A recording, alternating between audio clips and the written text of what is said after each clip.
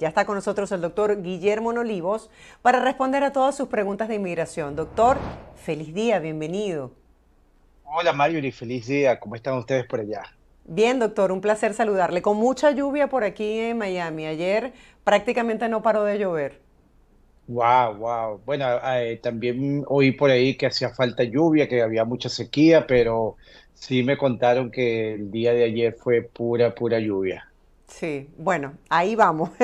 Doctor, vamos a hablar el día de hoy sobre el tema del asilo. Existen todavía muchas dudas por parte de las personas que nos escriben y nos dicen, doctor, cuando ya me dan la cita para el asilo, ¿cómo puedo prepararme? Creo que ese es el principal temor que tienen muchas personas. Sí, claro que sí. Acuérdate que esta es una entrevista bastante importante porque ahí se determina, de ahí se va a determinar si te aprueban tu aplicación de asilo o no. Bueno, es importante que que la persona conozca su expediente, ¿verdad? Conozca muy bien la información que fue escrita en la planilla de asilo.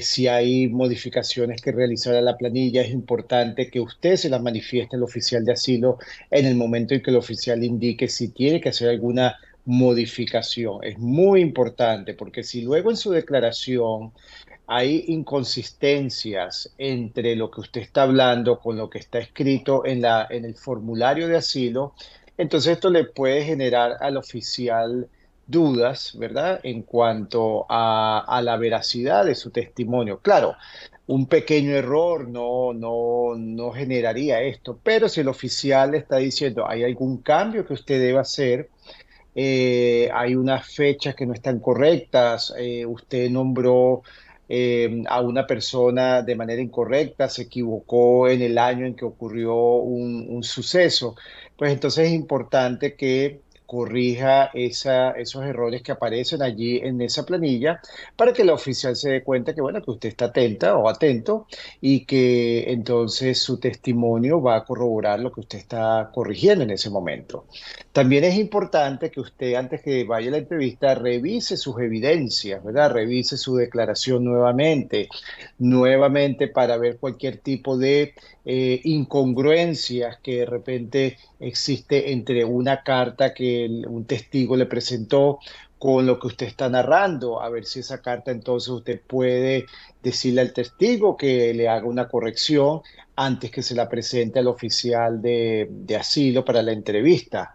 Ver que estén las traducciones incluidas. Acuérdense que en Estados Unidos, aunque no hay un idioma oficial, el inglés es el idioma con que se revisan estos expedientes. Y si usted introduce su declaración en español, cartas en español, artículo de prensa en español o en otro idioma que no es inglés, el oficial no va a considerar esa evidencia para determinar un resultado en su caso. Entonces, asegúrese que también están las traducciones con su certificado de traducción.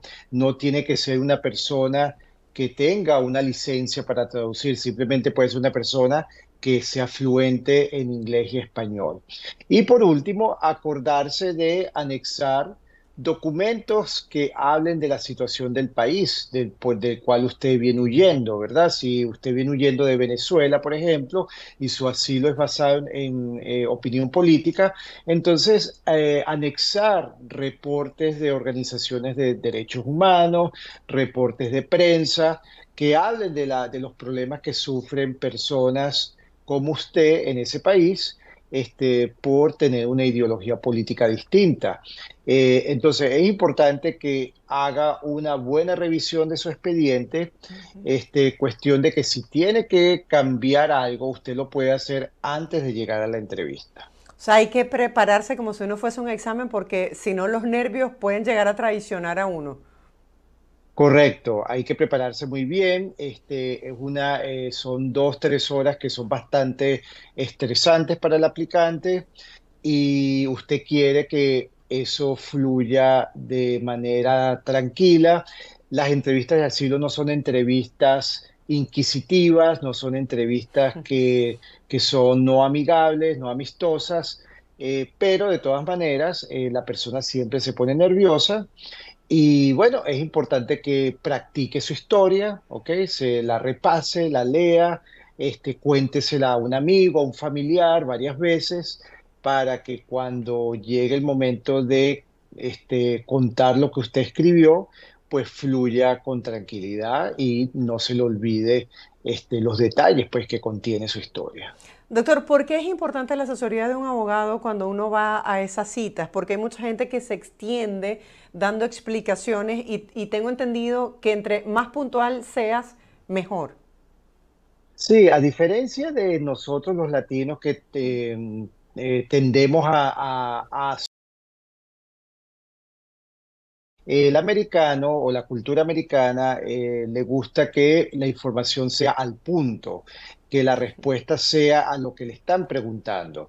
Entonces, por ejemplo, si a usted le dicen, bueno, ¿desde cuándo empezó, cuándo se unió usted a este partido político? Y usted empieza, bueno, a mí siempre me ha gustado este partido político y siempre, no, le están preguntando cuándo se unió. Ah, bueno, mire, en enero del 2015 fui a la sede y me registré porque conocí a una persona, esta persona me llevó a varias reuniones de este partido político, me gustó lo que plantearon, entonces sí, ese día fue el que me uní.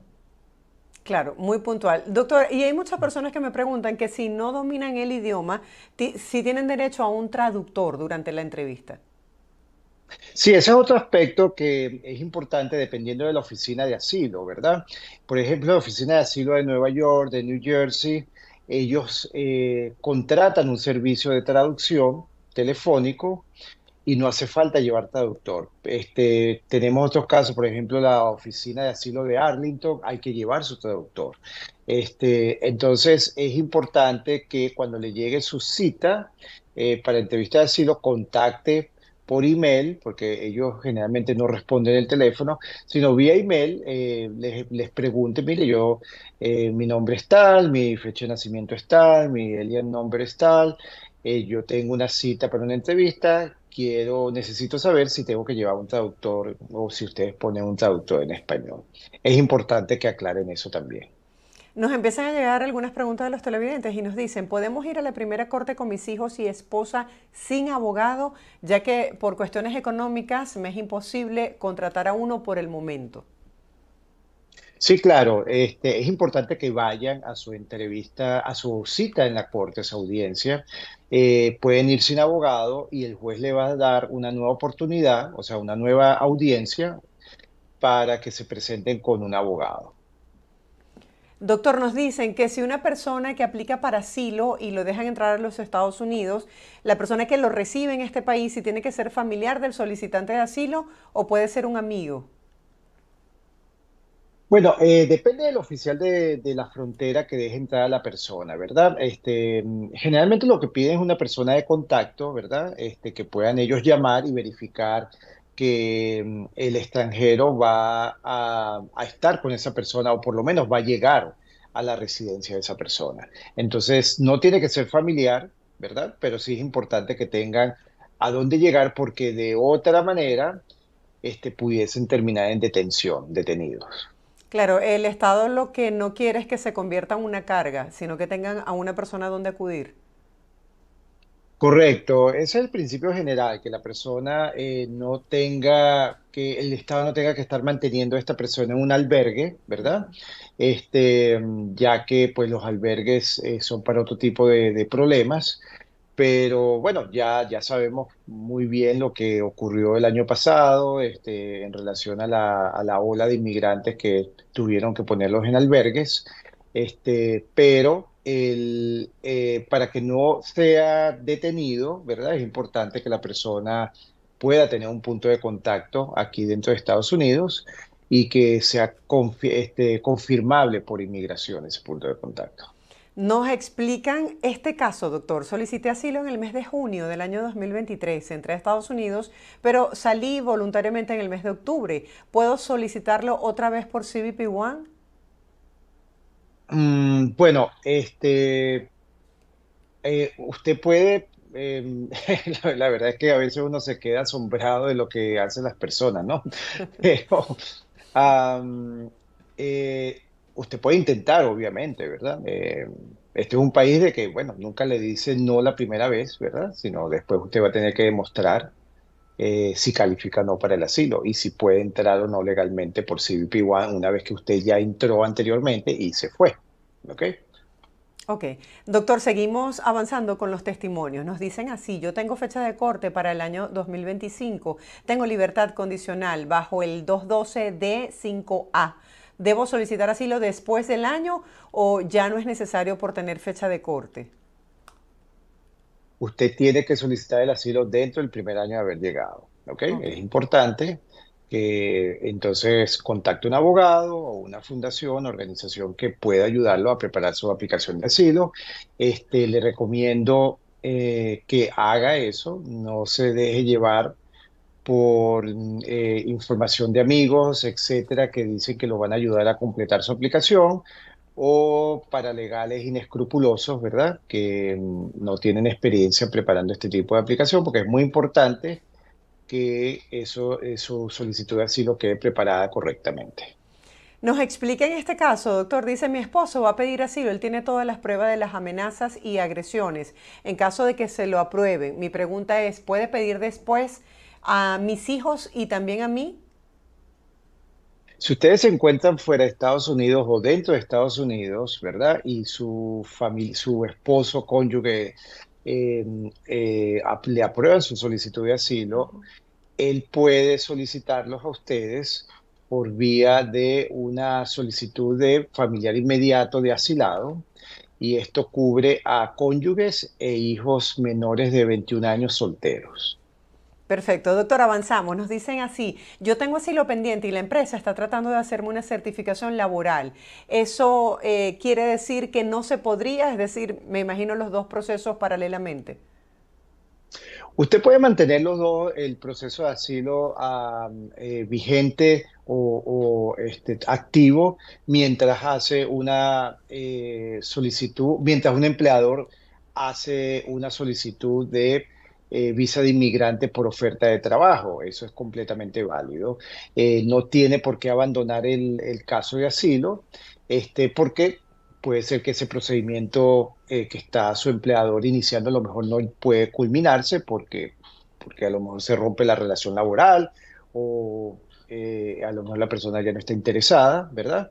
Entonces yo le recomiendo que usted mantenga su caso de asilo mientras el otro proceso camine, y una vez que usted haya podido obtener la residencia permanente, entonces renuncia a su asilo. Doctor, soy colombiano, tengo un hijo colombiano y otro mexicano, pero de la misma madre. ¿Puedo pedir asilo? Soy colombiano, tengo un hijo colombiano y otro Y mexicano de la mexicano. misma madre. Ajá. Bueno, estos datos no nos dan mucha información de por qué él no pudiese aplicar por asilo, ¿verdad? Estamos hablando de su familia, no nos está diciendo si sufrió persecución o no. Para usted poder solicitar asilo, tiene que venir huyendo de persecución, ¿ok? Persecución se entiende como maltratos severos contra su libertad, contra su vida, a raíz de su raza, religión, nacionalidad, membresía en un grupo social determinado, por su opinión política. Entonces, si usted sufrió persecución a raíz de una de estas 5 razones que le acabo de nombrar, entonces sí puede intentar una solicitud de asilo en Estados Unidos. Doctor, nos comentan aquí por YouTube, Yura Duno nos comparte su caso, dice, yo no hice asilo, pero me aprobaron el TPS. ¿Qué me podría pasar cuando vaya a la corte en el año 2027? Bueno, ella debería solicitar desestimación de su caso en la corte, Ok. ya que tiene TPS. Es importante que lo solicite en este momento, es un año electoral. Esto es una medida o una política instaurada por la administración de Joe Biden. Y si los resultados electorales son distintos, o sea, él no resulta reelegido, puede ser que esa política cambie y entonces usted tenga que enfrentarse en el 2027 a una remoción de los Estados Unidos. Si usted no solicitó asilo y no tiene otro beneficio migratorio que le permita quedarse en Estados Unidos, excepto por el asilo, pues puede terminar con una orden de remoción en la Corte de Inmigración en el 2027. Aun cuando usted tenga TPS, teniendo TPS no la pueden remover, pero tiene una orden de remoción que eventualmente puede ser ejecutable. Así que le recomiendo, contacte un abogado para que entonces solicite la desestimación de su caso y de esa manera pues usted pueda estar tranquila en Estados Unidos con estatus de TPS. Doctor, si a una persona le dieron la entrevista de miedo creíble para cierto día y no pudo ir porque se le imposibilitó, ¿qué sucedería? ¿Qué debe hacer esa persona que perdió ya su cita? Debería contactar a la oficina de asilo que le iba a hacer la entrevista de miedo creíble eh, y enviarle una solicitud para que le den una nueva fecha a su entrevista y anexando las causas que le impidieron presentarse a su cita de miedo creíble. Acuérdense que el hecho de que se me olvidó no es una causa para que le den una nueva cita, pero si usted tuvo un accidente, tuvo un problema, tuvo que ir a la emergencia, amaneció indispuesta, tenía una virosis muy fuerte y tiene récord médico de eso, pues eso son excusas válidas para solicitar una nueva fecha de entrevista de miedo creíble. ¿Qué pasa si no se paga una fianza puesta por migración? Muchas gracias. Que la persona no va a ser puesta en libertad entonces y la persona va a continuar detenida. Mi nombre es Priscila. Quiero saber si para Guatemala existe paro humanitario. No, para Guatemala en estos momentos no hay paro humanitario. Los países que disfrutan o pueden solicitar paro, los ciudadanos de los países que pueden solicitar paro humanitario son Venezuela, Nicaragua, Haití y Cuba. Gracias, doctor. Seguimos compartiendo los testimonios que nos hacen llegar. Me deportaron sin tener yo la Claro. entrevista de asilo. ¿Qué puedo hacer, doctor? Bueno, lamentablemente, si hubo una deportación, ¿ok? Habría que ver cuáles fueron las razones, pero si ya se ejecutó, es muy poco lo que se puede hacer.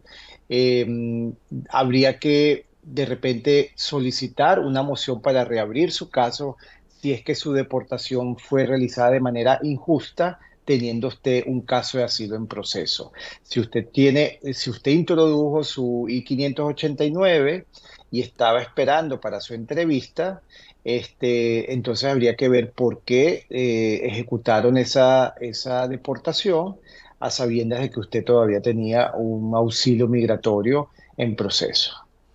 Tengo una pregunta, saludos doctor desde Venezuela. Con la I-130 aprobada de F3, siendo derivada de un beneficiario difunto, mi cuñada quiere pedir por parol, pero la I-130 me pregunto si será válida para un ajuste de estatus luego de estar yo dentro de los Estados Unidos. Lamentablemente, como es una F3, ¿ok? Ujú. No cubre, ¿verdad? Porque la persona ya murió. Entonces, la persona puede entrar con parol, pero probablemente no va a poder eh, beneficiarse de esa I-130 aprobada. Perfecto, doctor. Nos dicen así, yo soy colombiano, vivo en México, estoy esperando la cita de CBP One.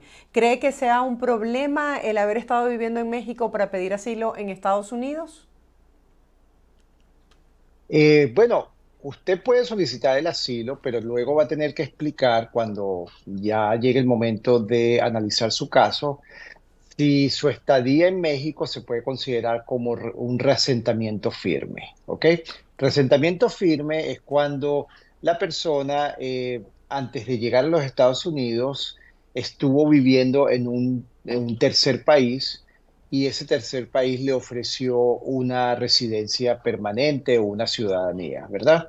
Si ese es el caso, entonces la persona no puede obtener asilo, el juez le puede dar otro beneficio que es menos favorable, pero ya por haberse reasentado en ese tercer país, no puede recibir el beneficio del asilo.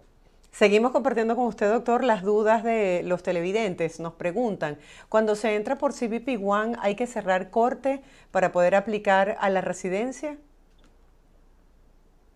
Bueno, esto depende de cómo va a aplicar usted a la residencia. Si el juez le permite solicitar la residencia en corte, usted puede seguir con su procedimiento en corte. Sin embargo, la política en estos momentos es que los casos es de, ¿cómo se llama? Quitarle la carga de casos a la corte, transferir casos lo mayor posible a USCIS y que sea USCIS que se encargue de adjudicar cierto tipo de aplicaciones, como por ejemplo la obtención de una residencia permanente.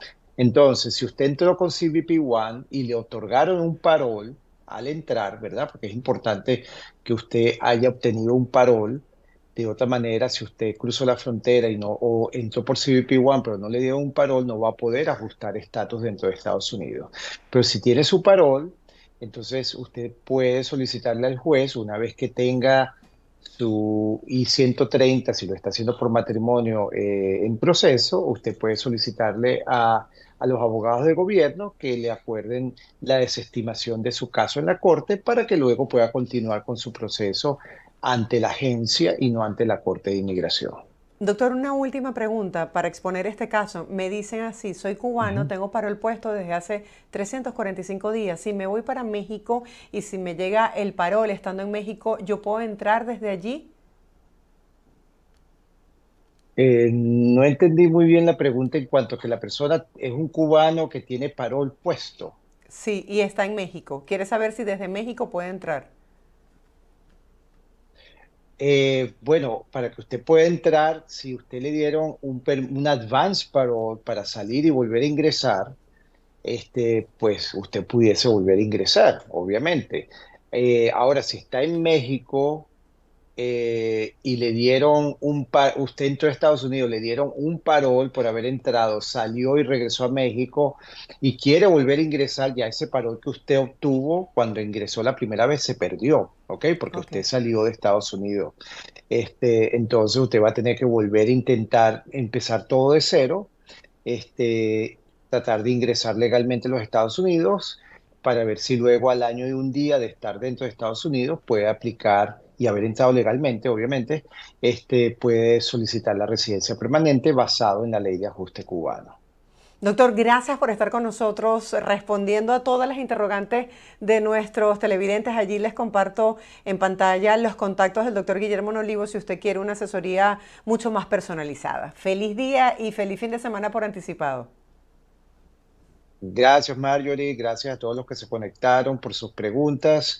Y bueno, nos vemos la semana que viene. Estaremos aquí nuevamente discutiendo el tema que esté en el tapete y respondiendo a sus preguntas. Feliz fin de semana para todos ustedes y cuídense mucho. Era el doctor Guillermo Olivos, abogado de inmigración. Estamos en el ombliguito de la semana, pero nos vemos el próximo miércoles, así que ya estaremos muy atentos a todas las preguntas que ustedes nos hagan.